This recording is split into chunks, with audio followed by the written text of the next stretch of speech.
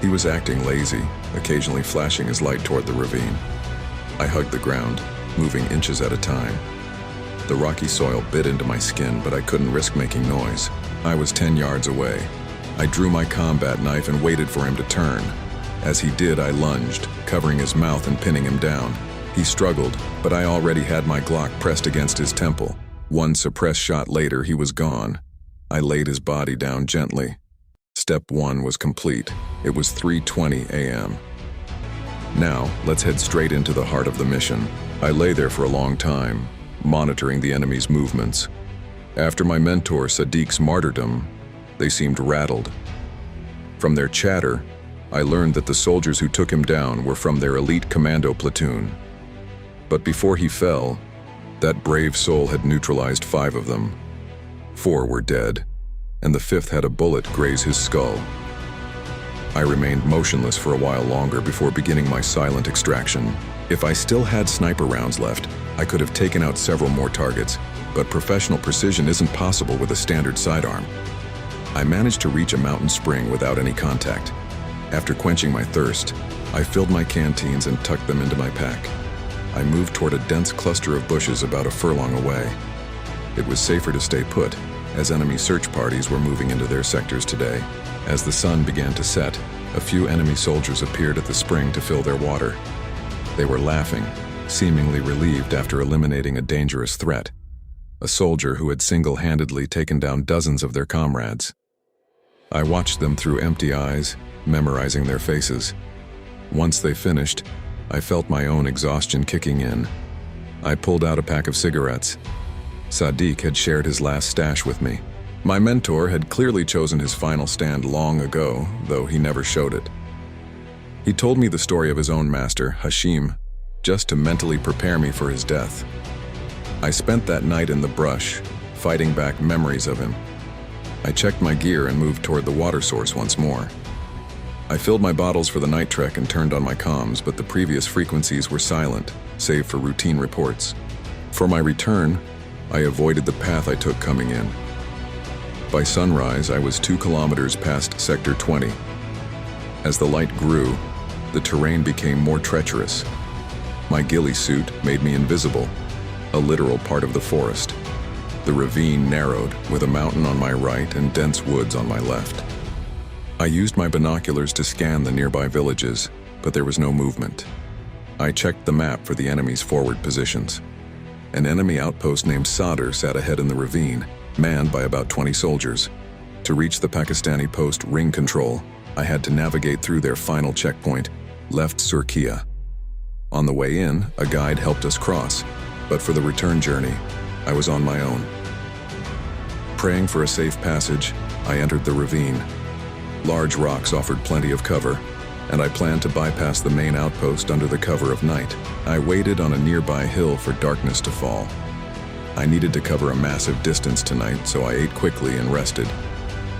Sentries are usually less alert during shift changes and dinner time, and I had nearly 20 kilometers of rugged mountain terrain to cover. I moved stealthily, using the shadows of large boulders. Once I cleared the Sadr sector, I picked up the pace. An hour later, I was near Gurjar Post, heading into the heights. The thinning oxygen made the climb difficult. By midnight, I reached the perimeter of the final enemy post, Left Chuten. This was the danger zone. Frontline sentries are usually high-strung and alert out of pure fear. While our soldiers carry a calm confidence, the enemy stays awake only because they are terrified. I reached a high vantage point and pulled out my night vision gear. I couldn't see any movement yet, so I pushed. I stopped near the first bunker using a rock for cover. From the Pakistani side, this post was invisible, hidden by the terrain. I scanned the area.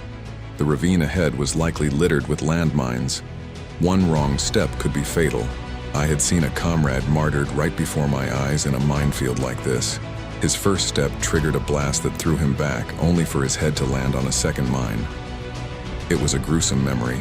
I realized I couldn't bypass this post. The cliffs to the right were impossible to climb without gear. Going back would only get me trapped. I decided to take the risk. I watched the bunkers, waiting for the shift change. My watch was set to Indian time, and since we are an hour ahead, I knew their relief was coming. Sentries change every 2 hours, and for a brief window, 2 men are awake. I timed my move for that exact moment. I saw a man walking toward the right bunker. As the third soldier went inside, I began to crawl forward. My only fear was dogs. If they started barking, the mission was over. Luckily, it was quiet. I kept moving, my night vision locked on the sentry. He was acting lazy, occasionally flashing his light toward the ravine. I hugged the ground, moving inches at a time. The rocky soil bit into my skin, but I couldn't risk making noise. I was 10 yards away. I drew my combat knife and waited for him to turn. As he did, I lunged, covering his mouth and pinning him down. He struggled, but I already had my Glock pressed against his temple. One suppressed shot later, he was gone. I laid his body down gently. Step 1 was complete. It was 3:20 a.m. The next sentry would wake up in 10 minutes. I ditched my gear and wrapped myself in the sentry's blanket as a disguise. At 03:30, heart pounding, I approached the left bunker. I wrapped the cloth to hide my face. The sentry inside was eager to be relieved from the cold. He flashed his light on me and told me to take over. Those were his last words. A few grams of lead from my Glock took him out instantly. As he fell, 2 rifles clattered against the wall. The noise was loud.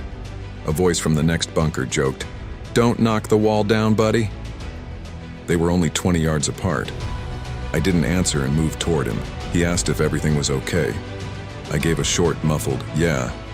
As he peered out, I was already there. I flashed my light and sent a round through his skull. He fell forward, his upper body hanging out of the bunker. I stepped over him, found 2 J2 rifles, a machine gun, and a thermal imaging sight. I took the thermal gear and headed for the Pakistani border. Our post, ring control, was 400 meters away as the crow flies, but the terrain made it a 1,000-meter trek. Through the thermal sight, I could see our soldiers on patrol. I started my descent down the steep slope. To get their attention, I flashed my light. I knew they would react. Within seconds, a signal came back from ring control. They were watching. I reached the field, carefully navigating the minefields and wire fences. I used wire cutters to clear a path through the final obstacles. I was 50 meters from the post when a loud voice commanded me to halt. "Mission status?" I raised my hands. He told me to clap to ensure my hands were empty. He then gave the password, "Cloud." I stayed silent. I didn't know the code. He asked again. I told him calmly, "It's me, a friend. Let me get closer." He ordered me to approach slowly with my hands over my head. 2 meters away, they searched me, taking my sniper rifle and the captured thermal gear. Once they were satisfied, they told me I could lower my hands.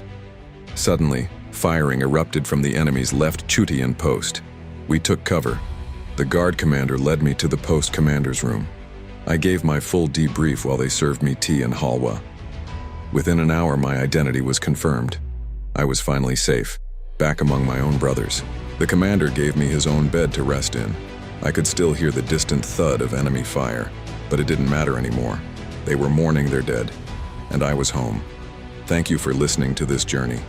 If you enjoyed it, please subscribe to the channel and click the bell icon so you never miss an episode of our military series. Your support keeps these stories alive. Until next time, stay tuned for more Tactical Chronicles.